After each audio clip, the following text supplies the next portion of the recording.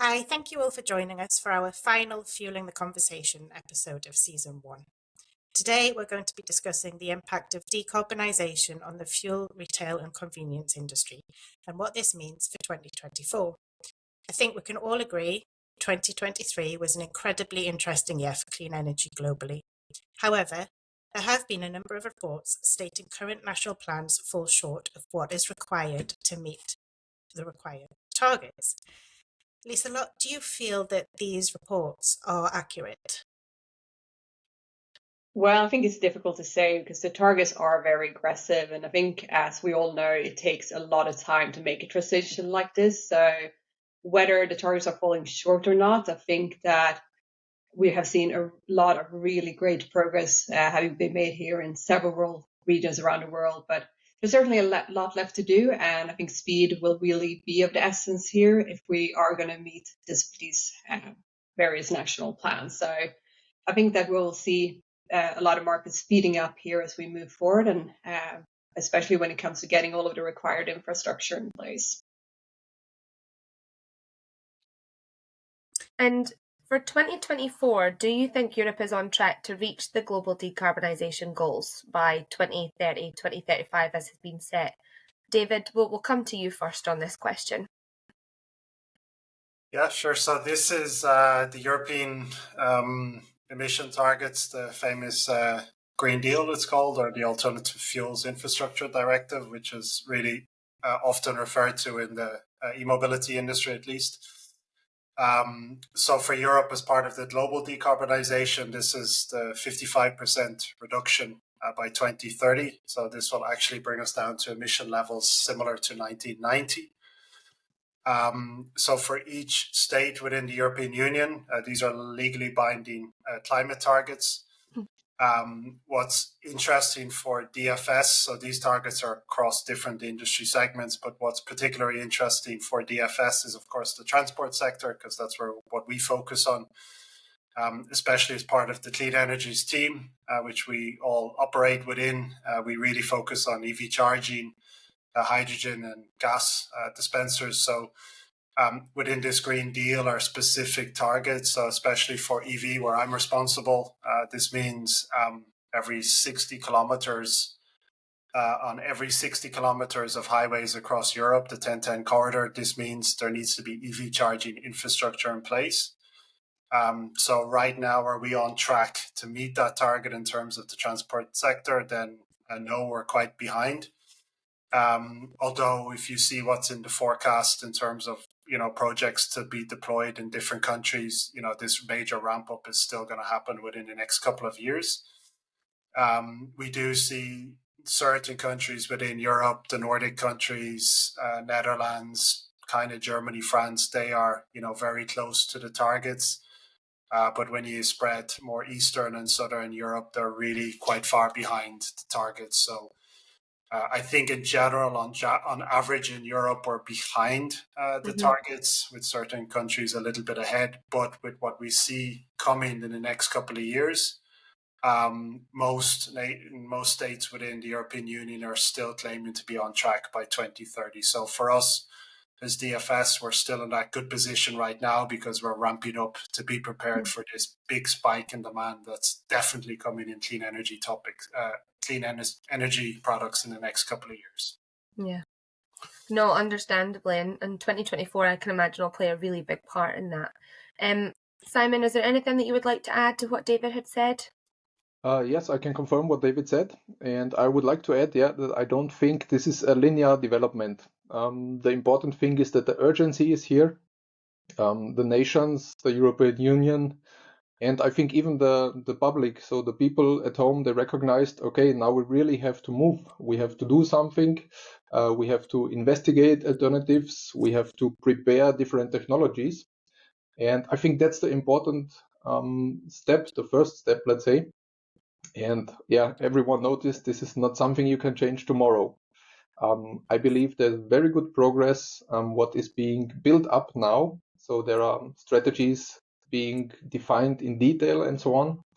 And of course, at this stage, you don't see the results yet. You don't see the reduction in CO2 emissions yet. You don't see the lowering of the average temperature yet. But I think what we see, the traction, this will lead to great results in the future. And this is my opinion, that we are on the right track, but we need also a bit of patience because it's not a small step. It's a big step. Yeah. You raise an interesting point there about people expecting to see almost automatic results in terms of making the transition to these cleaner energies. Is there like an expected timeline? So for example, if someone was to invest in EV and Europe were to meet those targets by, I don't know, 2030, 2035, will we start seeing changes in the CO2 and levels, or will it take longer than those deadlines to see some sort of effective change? And that's a question open to everyone. I think the way it works is, of course, that we have a cumulative effect here of what's going on, and as it moves into the atmosphere and so on, we will see it sort of what we are aiming to do is to slow, and then eventually we should see reductions. But it is a long process and a long road ahead. Massive challenge for the globe as a whole, and I think we focus a lot of electrification, but I think we really are also facing population growth still. Economies are still growing. The public in many parts of the world are getting richer and want similar lifestyle as they have seen other continents having. So I think the answer is also diversification in an energy form to continue to meet the demand of moving people. So that's transport, but also all the other energy forms. We really need to focus on a lot of different things, and technologies are still developing and so on. So it's going to be quite an exciting period for quite a long time. Yeah. So, Soren, your focus is on conventional fuel. So it's interesting to get your view. Do you think Europe is on track? I would say that we are still probably a bit behind, because the transition of the car park takes quite a long time, and I don't think any economies can afford to just go and buy all the old cars and let people buy new. So we have to have that normal transition. There's quite a lot of used cars in use as well. So it's a long tail of a transition. So I think for us in DFS, we focus on both. We want to help our customers who wants to serve all kind of customer segments, both the customers that have to wait a little bit before they are ready to make the investment into another type of fuel, and of course have technology also to support building that new business that we need to support this transition. So what exactly are transition fuels, and why are they so important for countries to consider as the world transitions to net zero? Soren, let's start with you if you don't mind.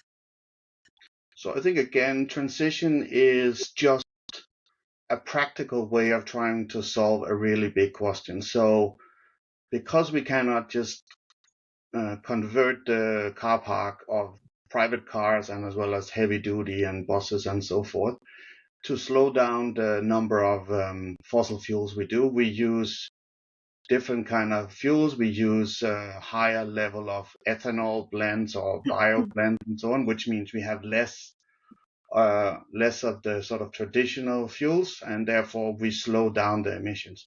It's not perfect, but it's a realistic way of trying to help do this transition we have. So again, we need to focus on having technology that can handle a more diverse type of fuel and portfolio of fuels. So again, as a solutions provider and a technology company, we need to focus our R&D and our portfolio on supporting the sort of more broad industry here. Yeah, makes sense. And just for clarification, when we talk about transition or transitional fuels, what are those predominantly considered? So for example, conventional fuel, like you're saying, while we phase out, but are there others that might be currently considered as the transition between conventional and clean? Like what other energies should companies be looking at to slowly make this transition? If I Do you can want me jump in. you want me to chip in, or you, Simon, you can start? Yeah, I would like to give an example, which is LNG, so liquefied natural gas. So the raw material is not crude oil, but natural gas, also extracted from underground. But it already reduces the CO2 emissions per kilometer by 30%. And yeah, we know it's not perfect, but this is a technology that is already developed, that is available and proven. We already have trucks on the road for LNG.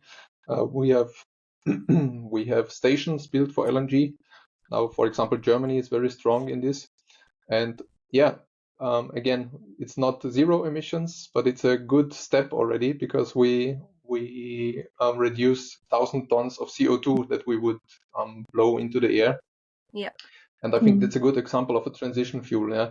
So for the long time future, for net zero, yeah, in 30 years, in 20 years, maybe it's not a solution. Yeah, but for the next 10, 15 years, we will need it. Yeah, it's a good point. And Soren, just to come back to you to touch on that as well.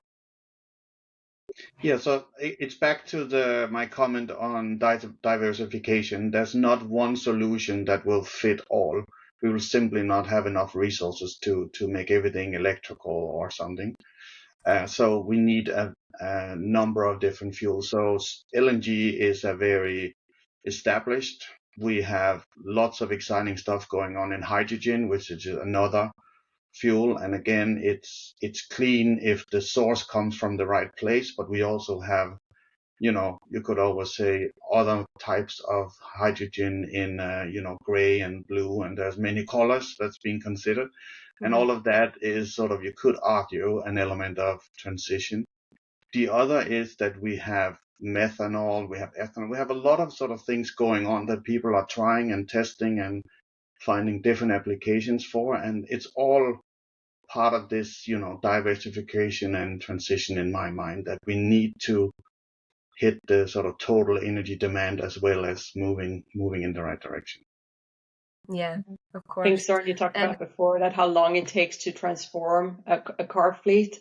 And I think that's an important element here, right? Is to look for various types of synthetic fuels that can run on that traditional combustion engine so that you can reduce the CO2 emissions, but while not replacing complete car fleets in one go, because of course that's going to take many, many years before we see the real impact of that. Yes.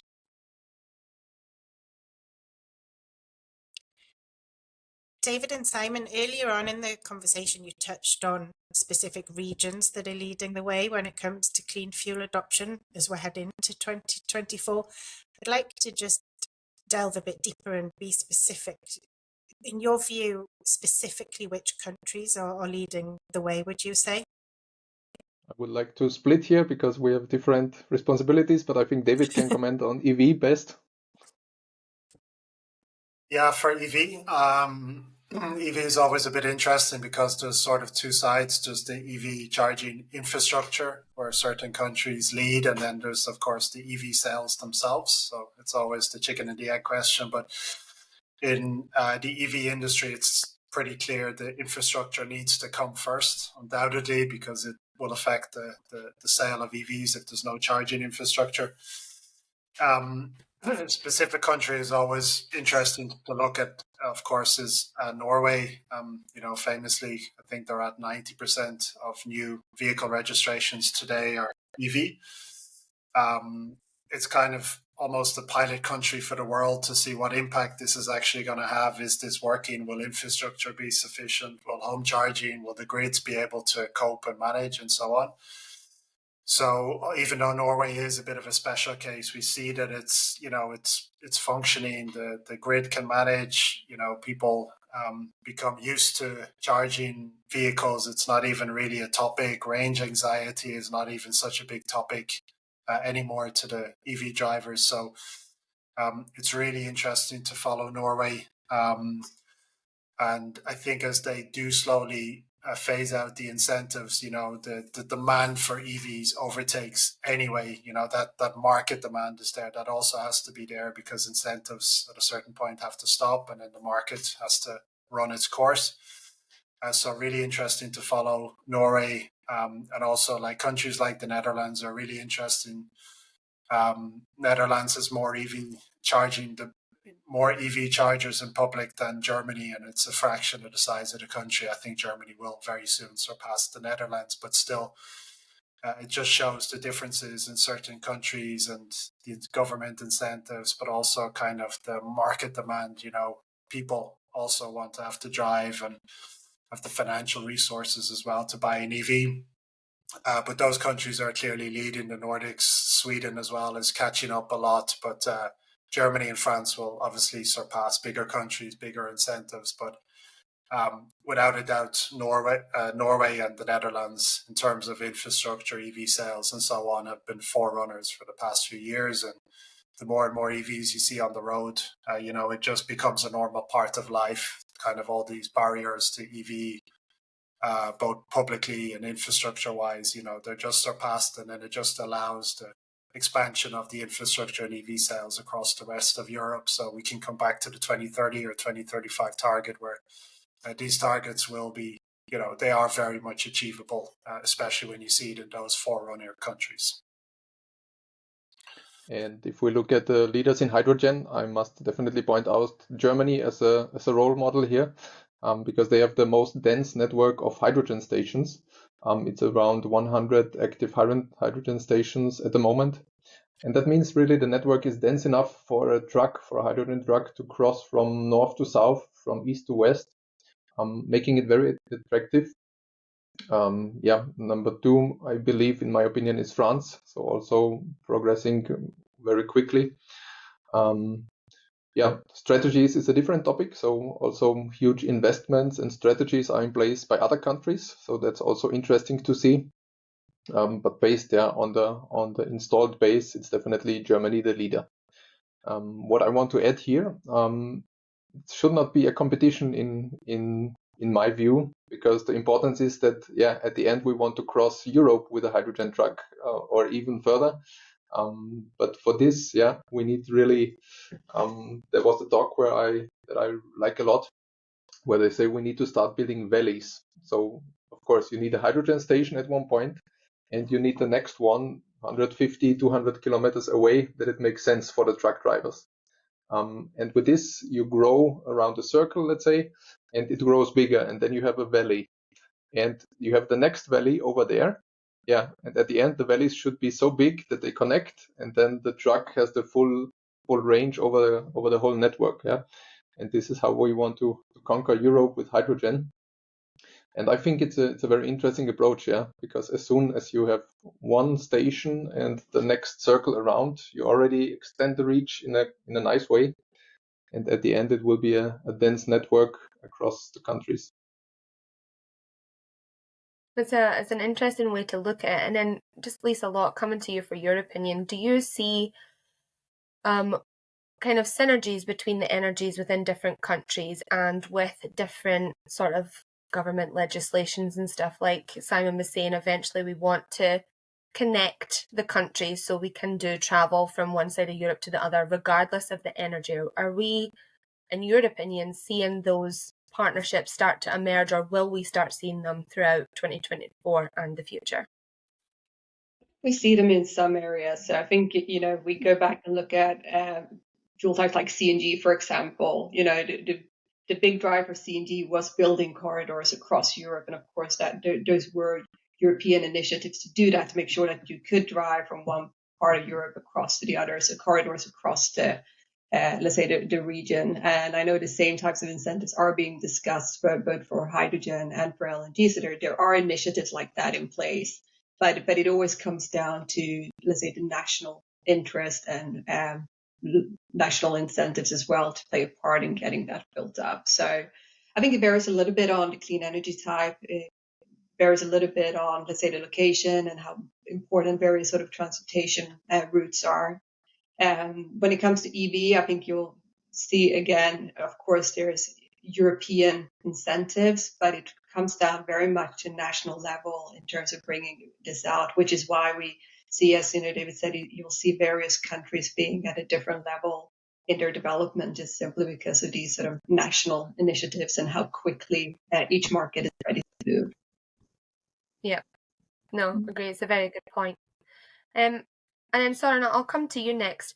Is there a particular energy that you can see gaining in popularity in 2024, and is there a particular reason why, or do we still see this as a transitional year as we work towards those decarbonisation goals? I think, again, we probably have to start by talking about different segments of transportation. I think it's clear that for private cars, it really is electrification that is the sort of most easy path right now in terms of maturity of the technology. All those huge investments that's already been made, I think that's very clear. I do think personally that over time that we will not be able to meet the demand with electric vehicles only.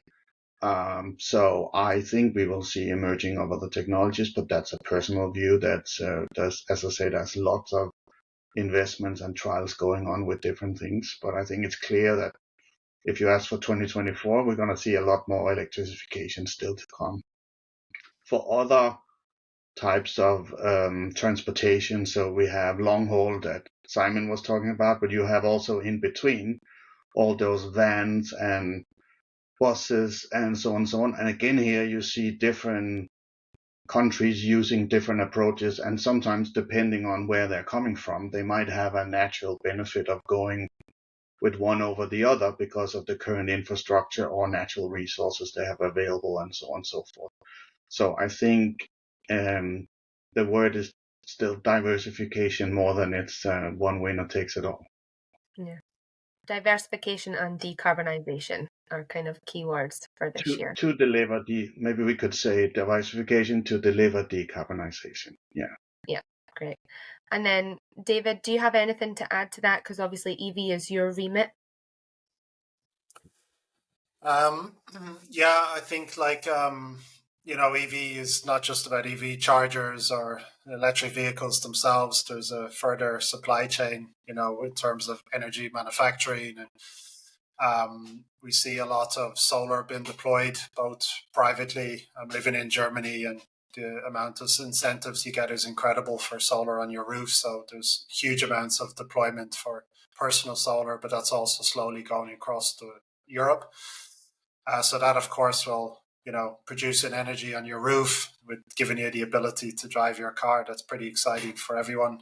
We don't want to destroy Soren's business or anything, but slowly, people will be able to fuel their cars at home. So that has a big impact. The cost of solar is going down. There's solar plants, additional supply of green energy is going into the traditional energy infrastructure to support, to reduce the number of coal plants and so on. So massive impact there. And in the end, it just drives down to cheaper energy and greener energy and so on. And that's the European Union's goal at the end of the day for green renewable energies. Yeah. And you asked about the popularity, so I cannot stay quiet with hydrogen, sorry. Also, this is really an important fuel that got a lot of attention already last year. We see significant growth of interest, a lot of projects popping up. And in my opinion, 2023 was still the time to check out the market, to check out the opportunities. Now it's getting more clear, and I believe the hype will continue. So 2024 will also be a very interesting year for hydrogen. And focus is definitely shifting to heavy duty transport, so trucks and also buses in the public space. Mm-hmm. But definitely interesting to keep an eye on that for everyone. Yeah, definitely. And Lise-Lotte, anything else that you would like to add? No, I think in general, just for 2024, I think the focus will be on execution, for all of these different energy types. It depends, as we say, on if it's for cars, trucks, different regions, but what they all have in common is that there is a need to build out the infrastructure to be able to support all of these new vehicles on the road.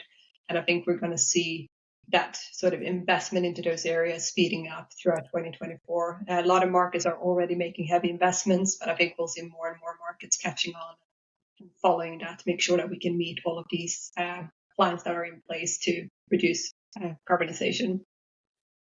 Of course.